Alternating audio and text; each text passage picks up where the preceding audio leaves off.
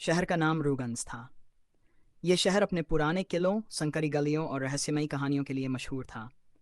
लेकिन आज की कहानी वहाँ की सबसे खूबसूरत लड़की रिया और एक अजनबी लड़के आर्यन की है। रिया, जो शहर के सबसे बड़े कॉलेज में पढ़ती थी, अपनी सादगी और मासूमियत से सबका दिल जीत चुकी थी। लेकिन उसके चेहरे पर हमेशा एक अनजाना सा दर्द झलकता था, जिसे वह किसी से साझा नहीं करती थी। उसका परिवार रूहगंज के पुराने इलाके में रहता था। वहाँ के लोग कहते थे कि रिया के घर के पीछे एक पुरानी हवेली है, जिसमें रात को अजीब अजीब आवाज़ें आती हैं। पहली मुलाकात। एक शाम रिया अपनी सहेली प्रिया के साथ कॉलेज से लौट रही थी। रास्ते में उसकी मुलाकात आर्यन से हुई, जो उस दिन ही रूहगंज आया था।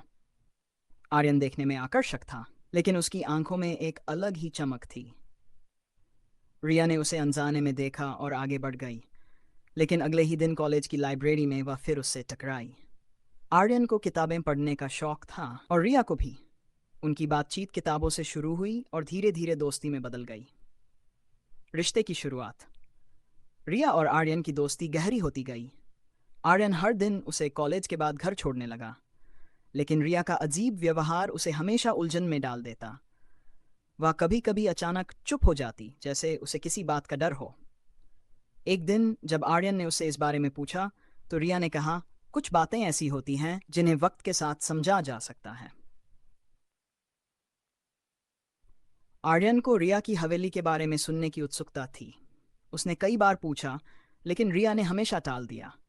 एक रात आर्यन ने ठान लिया कि वह इस रहस्य को सुलझा कर रहेगा। उसने अपने दोस्त विक्रम से मदद ली, जो रूगंज का पुराना निवासी था। विक्रम ने उसे बताया, रिया की हवेली में एक भूतनी का वास है। लोग कहते हैं कि वहां जाने वाले लोग लौटकर नहीं आते। आर्यन को यह सब मजाक लगा।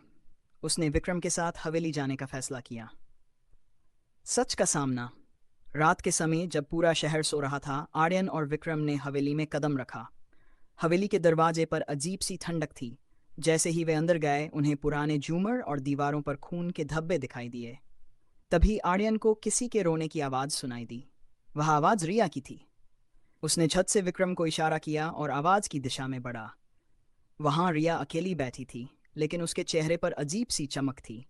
आर्यन ने पूछा, रिया, तुम यहाँ क्या कर रही हो? रिया ने कहा, मैं तुम्हें बचाने आई हूँ। यहाँ से तुरंत निकलो। अचानक हवेली में सब कुछ हिलने लगा। आर्यन ने देखा कि विक्रम गायब था। उसे रिया का हाथ पकड़कर वहां से भागना पड़ा। बाहर आकर रिया ने बताया, यह हवेली मेरी दादी की है। यहाँ एक बार चोरी हुई थी, जिसमें मेरे परिवार के कई लोग मारे गए। उनकी आत्माएं अब भी यहाँ भटकती हैं। प्यार की जीत। आर्यन ने रिया का हाथ थाम लिया और कहा, तुम्हारा डर अब मेरा है। मैं तुम्हारे साथ हूँ। उस दिन के बाद आर्यन और रिया ने साथ में अपनी जिंदगी शुरू की, लेकिन हवेली का रहस्य आज भी अनसुलझा है। लोग कहते हैं कि आर्यन और रिया की मोहब्बत ने हवेली के अंधेरे को थोड़ा कम कर दिया है।